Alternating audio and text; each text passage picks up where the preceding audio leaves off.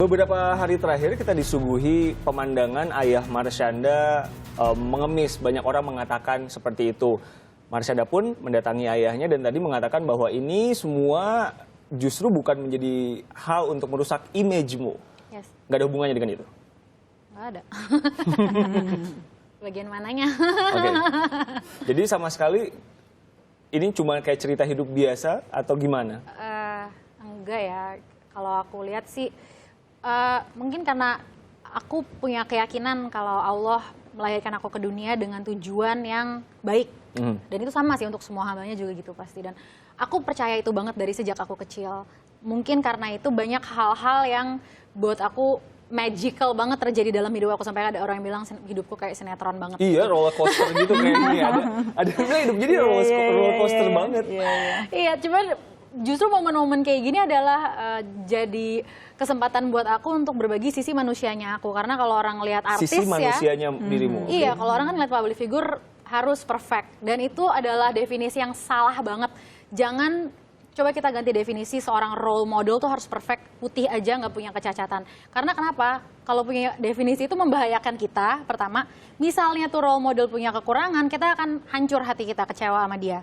Dan kedua, kita jadi nggak bisa belajar apa sesungguhnya tuh menjalani hidup dengan tangguh, berani, dan menjadi diri kita dan be happy. Hanya Be karena happy. itu doang. Karena role model itu bukan perfect, nggak ada. Role model itu manusia yang jatuh berkali-kali, punya kekurangan banyak, dan ketika dia dianggap wow pun, kita pulang sama dia, bisa-bisa nanti di rumah dia norak gitu kelakuannya. Aku pun bisa ngelakuin hal kayak gitu. Cuman it's how that person bisa bangun lagi dengan segala kekurangan dan tetap mencintai dirinya, dan tetap mencintai hidupnya, dan berbagi bagaimana caranya untuk bisa lebih happy dengan banyak orang. Mbak Oriza, banyak orang yang mengalami hal, ini kan Marsyanda karena dia public figure dan lain-lain. Banyak orang mengalami hal ini justru malah jatuhnya ke tempat yang salah. Betul. Jatuhnya malah ke tempat yang justru semakin gelap gitu. Apa yang bisa dilakukan sebetulnya ketika menghadapi hal-hal semacam ini? Ya. Sebenarnya semua itu kan that's all on your mind ya. Jadi mindsetnya, ini Caca punya mindset yang sangat bagus loh. Dewasa loh dia loh. Dan ini sebetulnya menjadi contoh untuk semua artis-artis yang lain. Kalaupun kita bilang Caca adalah public figure, bahwa ya nobody perfect. Dan masalah itu bisa terjadi kapan saja, di mana saja, oleh siapa saja. Jadi lebih baik sih kalau sudah begini ya sudah. So kita harus apa, harus berbuat apa, itu yang lebih pentingnya ke depannya. Kayak tadi kan Caca bilang dia punya niat untuk get along lagi dengan ayah, tapi kan semua it takes two, semuanya harus ada dua. Nah, bagaimana posisi Caca? Apakah dia harus approach lebih keras lagi ke ayahnya supaya semuanya bisa jadi lebih dekat atau gimana? Sebenarnya sih kalau dibilang get along, nggak selama ini tuh nggak musuhan juga. Nggak musuhan juga maksudnya. Akrab gitu. Ya biasa aja lah. Gitu. Cuman Baik aja mungkin kok. tidak dekat, Tidak cuma dekat. ya bukan berarti ada masalah. Yes. Gitu. Iya, benar-benar. Ya kita tidak bisa mencegah kapan hujan datang. Yang lebih penting adalah kita tidak kehujanan, itu prinsipnya. Jadi artinya masalah tuh bisa datang kapan saja. Termasuk ternyata Caca harus memikirkan bagaimana kehidupan yang lebih baik untuk Papa, Caca dan keluarga. Ya nggak apa-apa juga. Kalau ternyata Papa mungkin sikapnya mungkin sedikit tidak seperti yang kita harapkan, nggak apa-apa. Jadi kita lebih ambil porsi-porsi yang memungkinkan kita, yang menjadikan living value kita sebagai anak, hubungan antara anak dengan orang tua itu tetap baik, itu aja sih. Cak, katanya kan beliin rumah buat apa? Pengen. Oh, wow. Tapi sih aku sekarang juga uangnya nggak cukup kalau buat beli rumah dulu. Nanti amin, doain kita doain ya. Cuman ya aku membantu semaksimal yang aku bisa sekarang. Pasti itu pasti lah. Mulia pasti dihijabah, Cak. Amin, Semangat, Cak. amin. Rapat keluarganya nanti malam. Yes. Oke. Doain ya. Jadi mau ikut, Mas? Enggak. Mau jadi moderator Oke. gitu? Kayaknya dia sudah menjadi komunikator yang baik. baik. Tapi kan pertanyaan orang-orang tadi selain pelajaran yang diambil, kedepannya nih dirimu punya plan atau ya akan begitu aja sesuai keadaan atau gimana? Untuk detailnya, nah itu dia kan kita baru bicara nanti malam ya. Cuman justru dengan kejadian sekarang, aku merasa mungkin keterlibatan aku bisa lebih banyak dibanding aku saat dulu tuh pas masih SMA pengen ngehidupin papa gitu ya. Mungkin kalau dulu kan keluarga langsung jangan kesian nanti Caca gini. Kalau sekarang aku sudah dewasa dan aku juga bisa punya penghasilan sendiri, jadi aku rasa bisa lebih banyak lah aku membantu papa kali Nggak ini marah sama porsinya. papa? Enggak, itu mah dulu. Udah Oh, lewat dulu. itu, fasenya udah lewat. Sekarang, Sekarang udah menghormati jalannya apa yang diatur sama Allah. nah bicara jalan tadi, menurut obrolan Caca dengan Papa, apa yang terjadi kemarin beberapa waktu yang lalu itu pilihan papamu atau kecelakaan aja sampai ada di posisi seperti itu? Oh, kalau kita, sesuai yang aku pelajarin dan yang aku alamin, kalau kita lagi dalam keberuntungan atau kita dalam kemiskinan, apapun itu pilihan kita sendiri. Kita yang bertanggung jawab 100% atas posisi kita sekarang dalam hidup kita di mana. Kita benci sama pekerjaan kita, tiap hari komplain, but it's because of us. Kita nggak make the choice untuk keluar dari pekerjaan itu. Kita yang bikin diri kita sendiri sekarang merasa sial, merasa apa. Kita bisa punya keputusan yang bisa kita ambil kapanpun.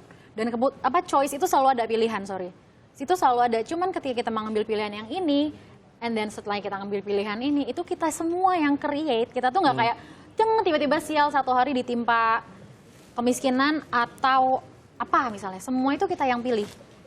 Jadi itu pilihan ayahmu dan kamu menghormati itu semua. Iya, pilihan Papa dan ya udah nggak apa-apa. Semua orang punya haknya untuk menjalani hidupnya dengan style atau genre apapun. Ayah seperti apa sih? Kalau kamu mau deskripsiin ayahmu tuh ayah yang seperti apa yang kamu kenal dia? Oh iya, aku kan selama dari lahir sampai umur 5 tahun akrab sama Papa. Oh, oke. Deket banget sama Papa.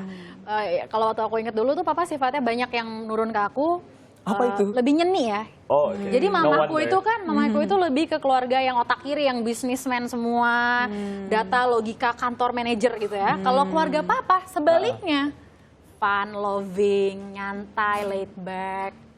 Tapi tindakan Marshanda yang langsung menemui dan mengakui ayahnya yang dirazia karena mengemis banyak mendapat tanggapan positif di media sosial. Kita lihat beberapa di antaranya. Jadi ada netizen memuji sikap mantan artis cilik ini, sekarang sudah dewasa sekali, karena dia berbesar hati langsung menerima kondisi ayahnya. Kita lihat beberapa tweet dari netizen, kebanyakan dari mereka salut bahwa Marshanda tidak malu mengakui kondisi ayahnya yang kini menjadi pengemis karena usahanya bangkrut. Netizen juga berharap dengan peristiwa ini Marshanda akan membahagiakan ayah kandungnya. Selain itu, para netizen juga memaklumi kondisi Marshanda yang tumbuh dari keluarga broken home. Ini ada beberapa, Cak, kita ambil. Udah melihat kan menjadi seorang public figure menjadi tontonan dalam tanda kutip buat semuanya. Bagaimana dirimu menghandle yang kayak gini? Ini kan komentar positif. Yes. Kan kalau sebelum ini ada yang bilang hater, dan sekarang positif. Ya aku anggap semuanya itu sebagai perhatian yang sangat manis sekali dan sangat luar biasa. Kayak aku ngeliatnya orang sayang banget sama aku. Mereka nggak pengen aku menyesal jika aku nggak ngambil keputusan yang terbaik. Mereka nggak mau lihat aku sedih. Makanya banyak banget yang nasehatin, banyak banget yang support dengan berbagai bentuk apapun. Dan gila, maksudnya gimana ya, subhanallah banget. Bisa dapet cinta sebanyak itu tuh gak, gimana ya ngomongnya, udah bingung kata-kata apa lagi gitu. Saking bersyukur, bahagia, berterima kasih. Aku menghargai bener-bener support gak hanya dari keluarga yang pasti, sahabat-sahabatku yang dari kemarin WhatsApp, teman-teman media aja tuh ada loh yang bilang aku mendoakan Caca. Dan aku tahu itu datang dari hatinya dia yang sesungguhnya. Teman-teman lama aku ada yang WhatsApp. Dan termasuk kepada teman-teman yang kita kenalnya lewat TV misalnya, maksudnya Kenalnya, mungkin netizen misalnya, maksudku yang orang yang lihat aku di TV juga. Walaupun jauh, tapi aku tahu kita deket di hati.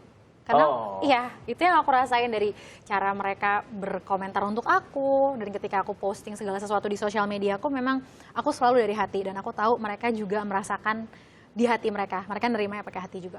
Oke, Mbak Riza sebagai seorang psikolog tentu ini kan ada ilmunya, ini kan ada sebab dan akibat dan lain-lain. Apa yang bisa dipelajari dari kasus ini?